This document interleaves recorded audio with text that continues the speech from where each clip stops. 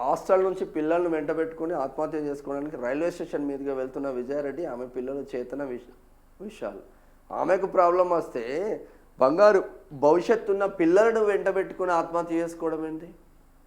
చిన్న చంటి పోరగాయలు అంటే మేము సాకలేకపోతున్నాం, మాకు ఇబ్బందులు పడుతున్నాయి అని చెప్పుకోవచ్చు. హాస్టల్లో అయితే పిల్లలు ఉన్నారు కదా, మంచి ఆమె పిల్లలైన కొడుకు బిడ్డ భవిష్యత్తు బంగారంగా మార్చుకోవాలి. ప్రతి ఒక్కడికి ప్రాబ్లమ్స్ ఉంటాయి. ఎవరికి లేవు ప్రాబ్లమ్స్? ఎవరికి లేవు అప్పులు? మెంటల్ ప్రెషర్స్ ఎవరికి లేవు? ప్రతి ఒక్కరికి ఉంటాయి. దాన్ని అధిగమించినప్పుడే కదా జీవితం ఉండేది.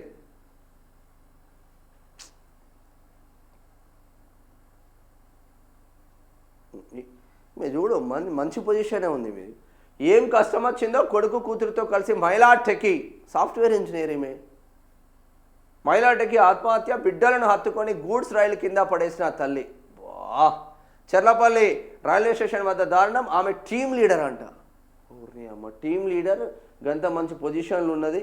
భర్త దుబాయ్లో ఉద్యోగం, కూతురు కొడుకు ఇంటర్మీడియట్. తమ చావుకు ఎవరు కారణం కాదని సూసైడ్ నోట్. మరి ఎవరు కారణం? భర్త దుబాయ్లో ఉన్నాడు, సరే దుబాయ్ ఆయన రూపాయి పంపించకుండా నువ్వు ఒక టీం లీడర్, నీ కొడుకు బిడ్డను బ్రహ్మాండమైన చదువులు చదివిస్తూ ఉన్నావు. వాళ్ళ పిల్లలకు కూడా తెలియదు, తల్లిటో తీసుకుపోతుందేమో ఇటన్నా ట్రైన్ కనుక్కున్నారు పాపం వాళ్ళు. ఊరం రా నాయనా. బాధ అనిపిస్తుందిగా.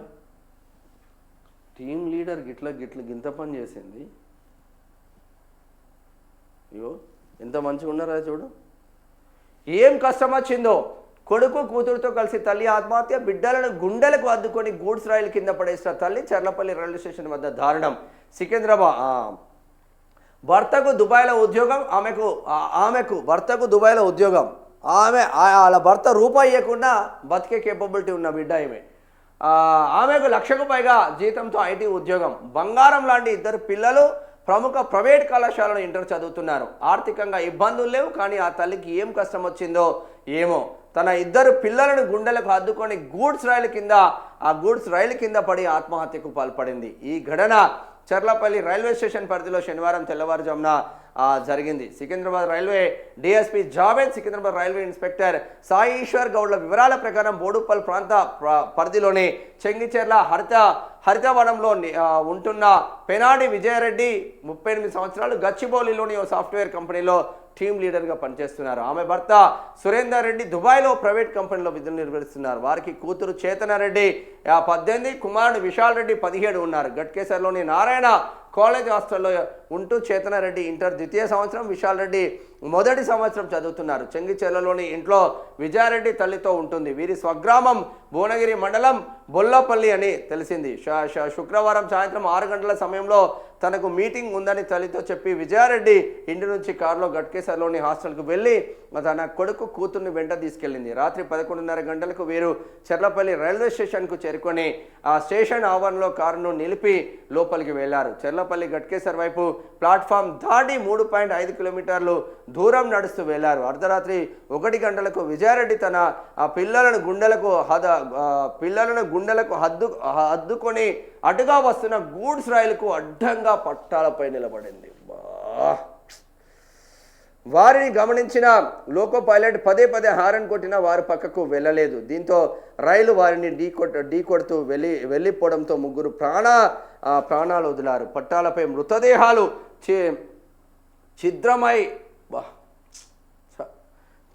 ఛిద్రమైన స్థితిలో చెల్లాచెదరుగా పడిపోయాయి. రైల్వే పోలీసులు ఘటనా స్థలానికి చేరుకుని పరిశీలించగా మృతదేహాలు కనిపించాయి. విశాల్ రెడ్డి జేబులో కారు తాళం చెవి లభ్యం కావడంతో పార్కింగ్లో కారు TS08 JC 5224 ఆధారంగా వివరాలు సేకరించారు. శనివారం ఉదయం విజయారెడ్డి తల్లితో పాటు తమ్ముడు చిరంజీవి ఘటనా స్థలానికి బోరున విలపించారు. పోస్టుమార్టం అనంతరం మృతదేహాలను కుటుంబ సభ్యులకు అప్పగించారు.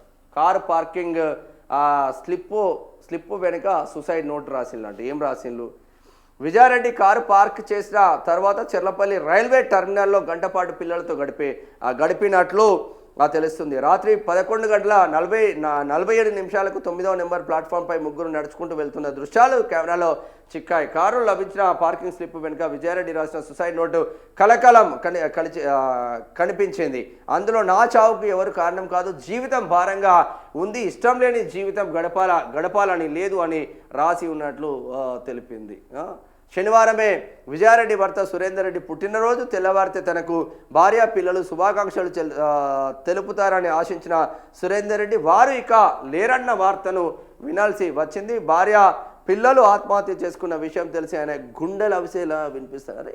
వీళ్ళకు ఇప్పుడు భార్య పైన భర్తకు అనుమానం లేదు, భర్త పైన భార్యకు అనుమానం లేదు. ఆయన దుబాయ్లో మంచి పొజిషన్లో ఉన్నారు, ఈమె సాఫ్ట్వేర్ ఇంజనీర్, ఒక టీమ్ లీడర్గా ఉన్నారు. ఇట్లా ఏమవుతుందో తెలుస్తలేదు. నేను కూడా ఐటీ జాబ్ చేసే తర్వాత జర్నలిజం చేసి ఈ ఫీల్డ్కి వచ్చినాం.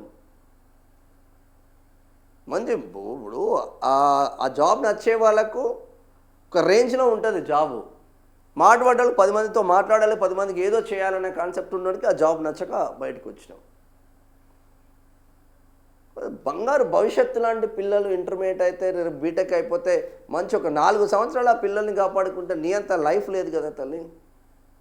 చదువుకున్న వాళ్ళే ఈ కోణంలో వెళ్తే చదువురాని అక్షరాస్యత లేని నిరక్షరాస్యులు ఎటు పోవాలి? సొసైటీకి చదువు ఒక్కటే మార్గం అనుకుంటున్నాం కానీ చదువుతో పాటు కొంచెం సొసైటీలో ఎట్లా బతకాలో జ్ఞానం కూడా నేర్పాలి జర గురువులు. బాధ అనిపిస్తుందా? ఏ ప్రాబ్లం లేదు, ఏమవుతుందో అర్థం కావట్లేదు.